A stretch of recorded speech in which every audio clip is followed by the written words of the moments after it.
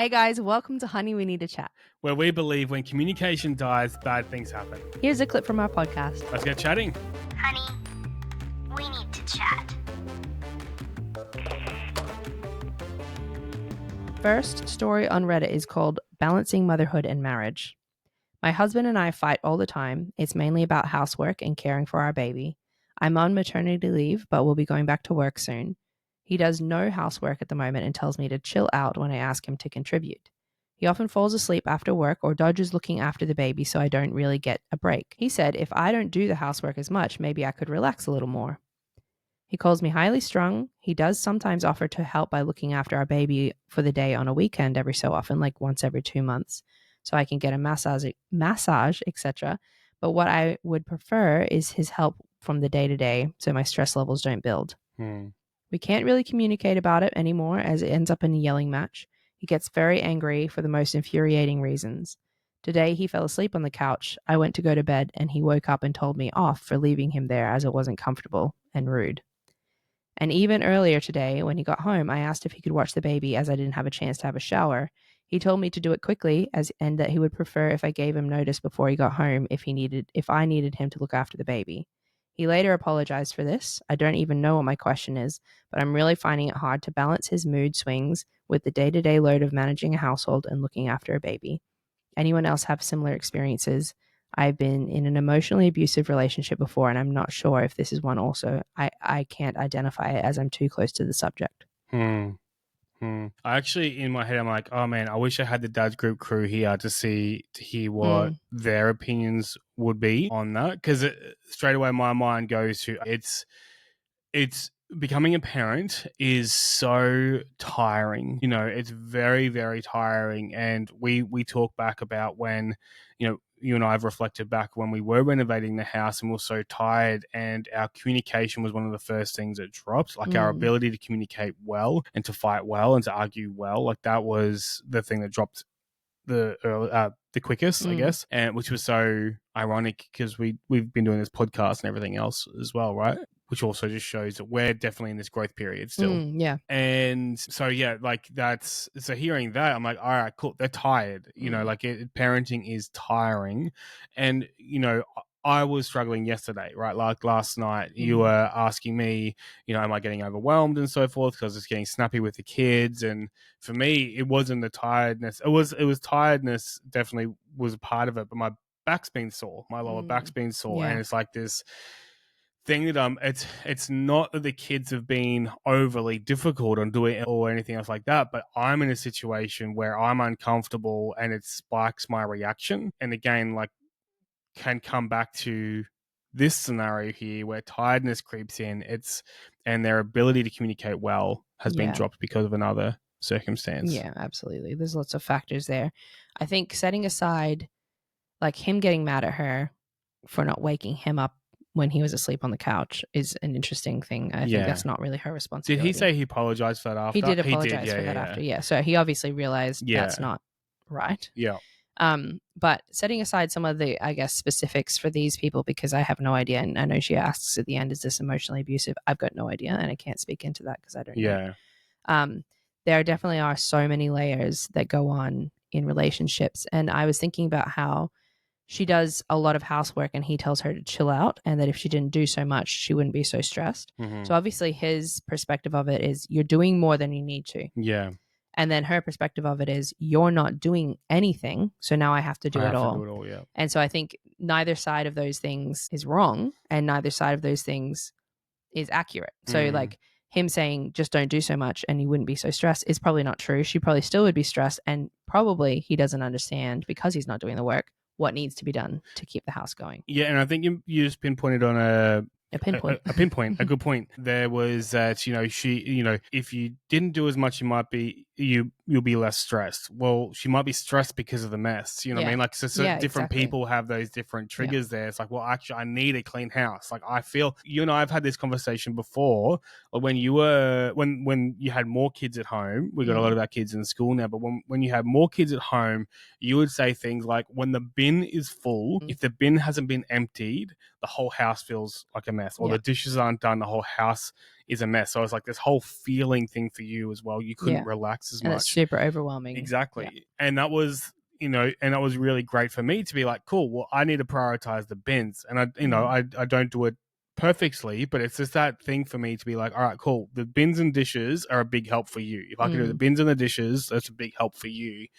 I have responsibility in the house as well, but I'll just in regards to your relaxing and you being able to switch off. So, it's not as easy for him to say, don't do as much and you won't be as stressed. That's not necessarily true. And I think as well, I have also been the person who doesn't do as much. And so I really wrestle with that.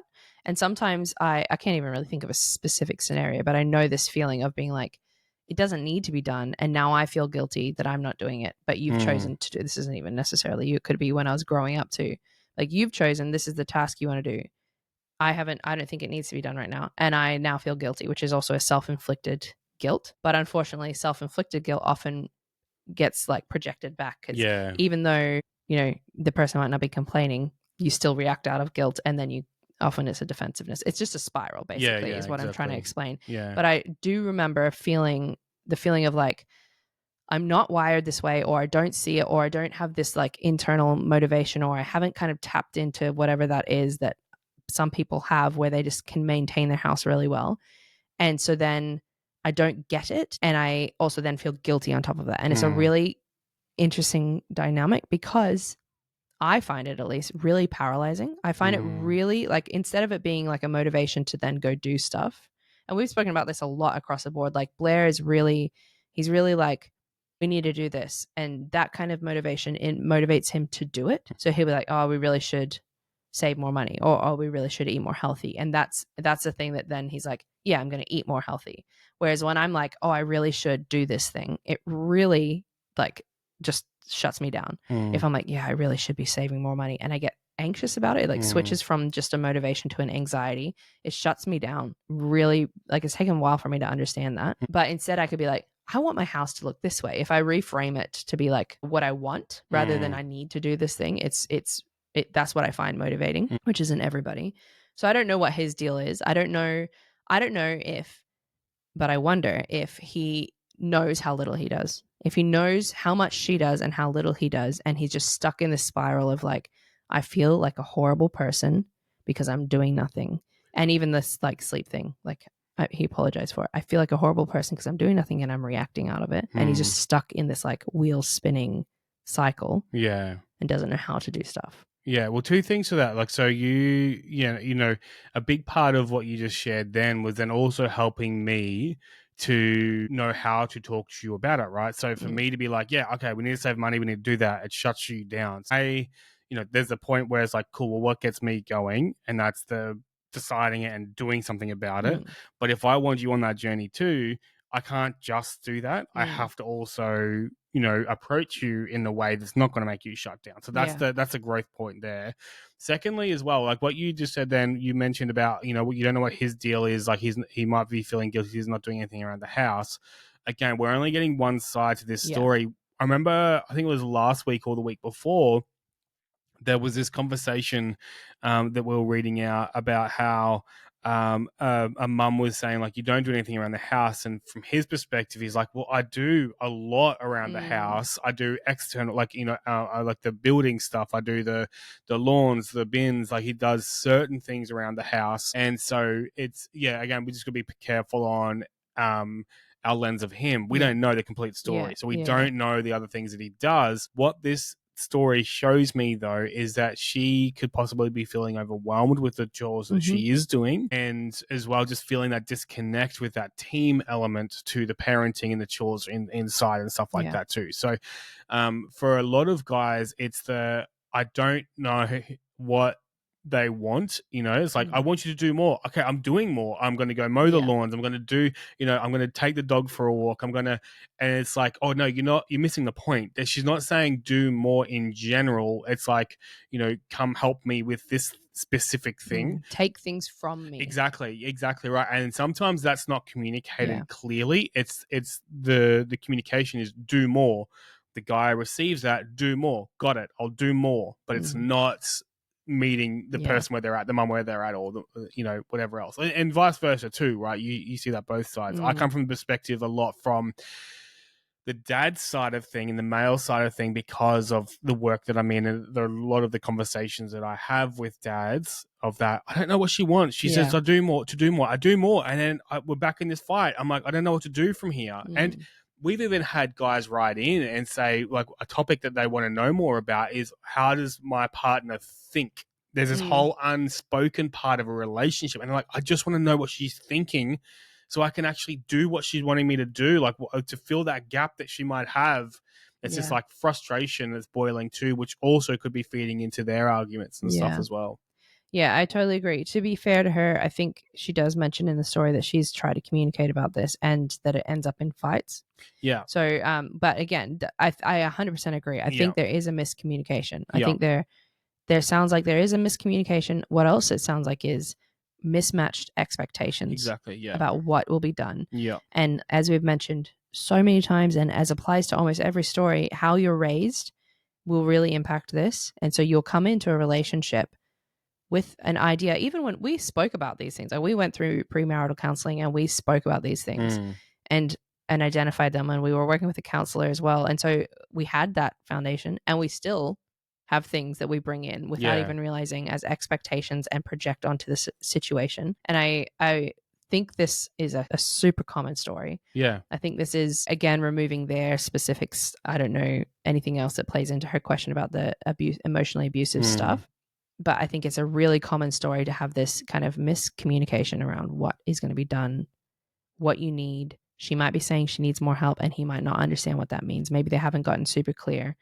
But I think the curiosity element, coming at this with curiosity, trying to have these conversations as well. If she has been raising this and it's not going anywhere, saying it in the moment, be like, can you help me? Or like being like, you haven't done anything. Can you do this? Like, that's probably not going to be the most constructive way if that's how she's gone about them. But having a conversation removed from this, maybe even having a conversation, if you can, removed from the baby. Like, you're not in the middle of caring for the baby. Maybe the baby's asleep, or you've got babysitters, and having a date night or a check-in night or something, and being able to have this conversation saying, I'm really overwhelmed by the house stuff. I want to know what's going on. Like, can you help me with this stuff? And then if it's, if you're feeling like there's still some resistance there, being curious, like, what's going on for you? Like, how is this playing out for you? Yeah, because like even with that, and going back to the story you mentioned earlier about how, I've approached you before about, we need to save now, and it shuts you down, and you're like, you just get overwhelmed with the directness of it. I get overwhelmed by it. I'd be like, oh my gosh, we're really in a bad place. We've got to do this thing, and I don't want to do this thing. Yeah. And we're not in a bad place. It's just like my approach to it is like, well, I don't want to be in a bad place. I want to be moving forward. So it's like, all right, cool. We need to do this now. This is what we need to do. And I'm very like direct and to the point with it, which doesn't help you. So we got to the point where we had to talk through that, and it wasn't just a matter of like, all right, now we need to do savings, and we have to, the point wasn't about the objective that I was trying to achieve. It was really about, all right, cool. Again, the big thing that we got from our over the years, over the relationship, is attitude of curiosity. We've really tried to implement that. So it's being curious about, okay, why are you shutting down right now? Saving is a good thing. Why can't this be a good thing? Why is this now an issue? Well, it's not about saving. Like, that's not the issue. It's about the way that I'm processing it, about the way that you're receiving it. And we still struggle with that. Like, 2 weeks ago we had this conversation, or a week ago, it's something that we're continually building on. But that's where we keep coming back to is like, all right, cool. That's the issue. Cool. Let's talk about that. But then what's happening here in the conversation as well, was we're addressing two things when we bring that stuff up.